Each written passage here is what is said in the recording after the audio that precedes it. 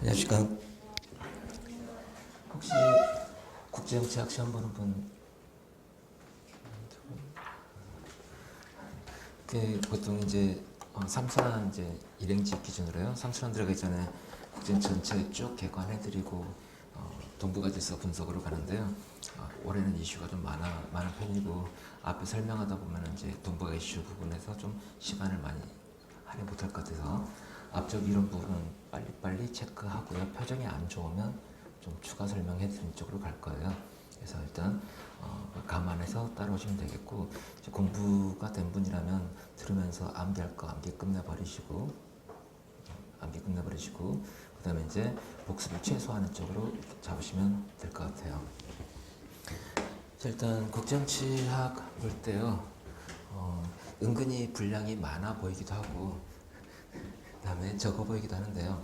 정치학 전체로 본다면 5분의 1 분량 정도? 그 정도 분량이 돼요. 어쨌든 자, 최근에 이슈가 워낙 많아서 일단 기초 개념을 먼저 잡으시고요.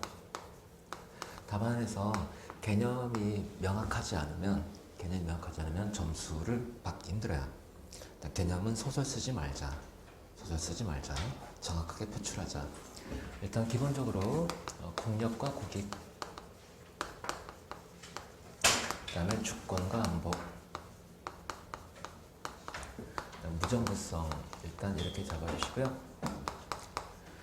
모든 국제정치학 이론과 주제 이슈들은요, 이 세 가지 중에 하나 이상 혹은 두 개 이상 연관돼 있어요. 일단 그래서 어느 주제와 연관된 이슈인지 일단 확인하시고요. 특히 현실주의라면 무정부성이란 걸 중요하게 보겠죠. 그 다음에 자, 일단 세 가지 개념을 명확하게 잡아주시고요. 그 다음에 이론 패러다임은 무정부성을 중심으로 깔끔하게 일단 잡아주신 게 필요해요. 근데 그 답안지 보다 보면요, 이제 가끔 매국노 분위기가 풍길 때가 있어요. 제발 그러지 말자. 들어가기 전에 항상 이 질문을 던지세요. 내가 대통령이라면, 내가 외교부 장관이라면, 통일부 장관이라면 어떤 정책을 펴겠는가? 트럼프 입장 말고, 폼페이 입장 말고, 대한민국 국익에 무엇이 도움되는가? 그 질문을만 던지세요. 그 질문. 현실주의 관점에서 본다면 결론을 현실주의 이론가들이 내린 결론으로 쓴다. 글쎄요. 그 이론가들은 미국의 국익을 위한 처방 조언을 하는 거지 대한민국 국익을 위한 처방을 하지 않거든요. 어떤 의미인지 아시겠죠? 그거 주의하셔야 돼요. 근데 북핵 문제에 대해서 이건 강한 압박해야지. 전쟁도 불사한다. 미친 거죠. 미국이야 가능해요. 우리나라는 절대 안 되는 거죠. 그러니까 대한민국의 대북 정책 옵션에서 군사적 옵션은 절대 배제하고 들어가는 거야. 뭐 미어샤이머 같으면 할 수도 있겠지 뭐. 근데 우린 절대 안 된다. 그거 잊지 마시고요. 그래서 아무 생각 없이 답안 쓴다. 글쎄 저 같으면 꽈락 줘버립니다. 제가 채점자라면 이런 사람 절대 공부 못 시키지. 그것도 고위직 올라갈 건데. 그렇잖아요. 그래서 그 질문. 그러니까 왜 국제정치를 보는가라는 질문에서 당신이 정책 결정 잘하면 어떤 판단을 내리겠는가라는 질문을 항상 던지세요. 웬만하면 그 질문에서 출발합니다. 그러면 그 질문 나왔을 때 도저히 준비한 이론이 없어요. 뭐 물어봤는데 변수를 잡아야 될 것 같기도 하고 뭐로 잡을지 모르겠다. 이때 이제 가장 무난하지만 무난한 만큼 최후 수단으로 생각하세요. 왈츠가 잡았던 분석 수준 세 가지가 있어요. 이 분석 수준은 전쟁 원인에 대한 세 가지 분석 수준입니다. 그래서 전쟁 원인을 물어볼 때는 이 세 가지로 쓰는 게 좋지만 전쟁 원인이 아닐 때는 웬만하면 이거 말고 다른 걸 쓴다. 협상이라면 게임 이론이 좋습니다. 협상 쪽이면 게임 이론이 제일 무난하겠다. 어쨌든 그런 맥락에서 first image, second image, third image가 있죠.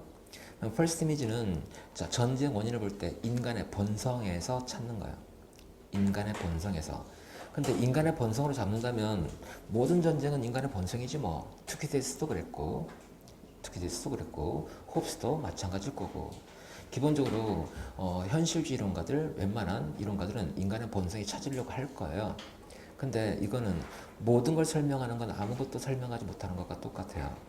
구체적 분석이 안 된다는 거죠. 그래서 실제 퍼스트 이미지는 개인의 퍼스널리티, 결정자, 지도자, 엘리트의 개인의 성향 이런 걸 가지고 분석합니다. 예컨대 히틀러의 야욕이라든지 이런 면에서 접근하는 게 퍼스트 이미지가 된다.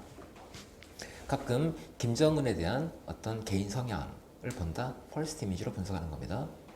근데 우리가 그 머릿속에 들어가 본 적 없잖아요, 사실. 그죠? 자, 세컨드 이미지는 일단 월드컵 경기 같은 데 보면요. 그 각 팀의 전력 분석할 때 그러니까 국가 단위로 보는 거예요. 근데 사실은 뭘 보느냐면 그러니까 국가의 국력 크기들을 비교한다 하면 세컨드 이미지 같지만 서드 이미지에 더 가까워요, 사실은. 왜냐면 그 이쪽 다른 국가들 간의 관계로 올라가니까. 세컨드 이미지 뭐냐면 해당 국가 정치제 혹은 사회 경제 내부 속성, 제도적 체제적 속성을 말하는 겁니다. 예컨대 민주주의국가 간의 전쟁은 없더라. 대표적인 세컨드 이미지로 분석하는 이야기입니다. 혹은 또 국내적으로 본다면 그 호전적 세력, 특히 2차 대전기에 보면요. 일본은 군국주의, 일본 군부 집단주의 체제인데요. 군부가 사실상 안보 정책을 주도했어요. 이거는 세컨드 이미지로 보는 겁니다. 그 다음에 그 대공황 이후에 각국의 그 내부 혼란에 빠지죠. 혼란 이런 것들을 가지고 전쟁 원인 분석한다. 이것도 세컨드 이미지로 들어가는 거예요. 그냥 갑자기 민족주의가 대두되면서 어쩌고 저쩌고 이것도 마찬가지. 자, 서드 이미지는 체제순에서 분석하는 겁니다. 체제순에서 특히 대표적인 서드 이미지는 왈츠 이론인데요. 여기는 구조와 과정이 있어요. 현실주의는 구조를 위주로 보지만 자유주의나 그 다음에 구성주의 입장은 과정을 강조하거든요. 그래서 국가 간의 힘의 분포, 세력 균형의 변화, 힘의 분포 변화가 전쟁을 가져왔어 라고 한다면 구조로 분석하는 겁니다. 단극체제는 양극체제는 다극체제는 어쩌고 저쩌고 이것도 체제에서 구조로 분석하는 겁니다. 근데 각 단위 간의 상호작용 패턴이 있어요. 단위 간의 상호작용 패턴, 한일 간의 관계 패턴 이게 딱 어떤 패턴이 만들어져 있어. 그러면 체제 중에서 과정입니다. 체제 중에서 과정이 들어가요. 보통 이제 그 과정 쪽을 안 써도 상관없어요. 안 써도 상관없는데 세컨드 이미지하고 서드 이미지 중에 과정은 밀접하게 연관돼 있어요. 밀접하게 연관돼 있습니다. 예컨대 나폴레옹 전쟁 이후에 민족주의가 드되고 이게 확산되면서 자 오스트리아 제국이 내부 민족 독립 이것 때문에 분열이 이루어지고요. 국력이 약화된다. 내부 문제이자 그다음에 이 민족주의 간의 범게르만과 범세르비아 간의 이 갈등이 1차 대전을 가져왔다 하면 서드 중에 과정으로 바뀌어버려요.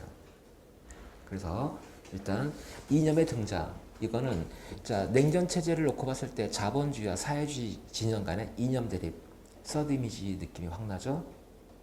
근데 이념에 해당되는 국가 내부 이념의 등장으로 쇼비니즘 극단적인 민족주의 있죠. 이런 것들을 내부 차원에서 호전적인 세력을 만들어내고 그러면 세컨드 이미지가 되는 거죠. 혹시라도 쓸 때 그 세컨드 이미지하고 서드 이미지 헷갈리는 게 있거든요. 그것만 잘 구분하시면 문제 안 됩니다. 게임 이론은 나중에 보도록 하고요. 뒤쪽에서 일단 보수 구조는 답안지에 장수 채울 목적 아니면 표 그리지 마세요. 도저히 쓸말 없어가지고 페이지 못 채우겠어. 그때는 요걸 그리시되 경제학처럼 그 표를 한가운데 떡하니 넣지 마시고 괜히 딱 보이거든요. 장수 채우려고 별짓 다 한다고. 그래서 이거는 보수 구조 없이 표현하는 걸 잡으시고요. 자, 기초 개념입니다.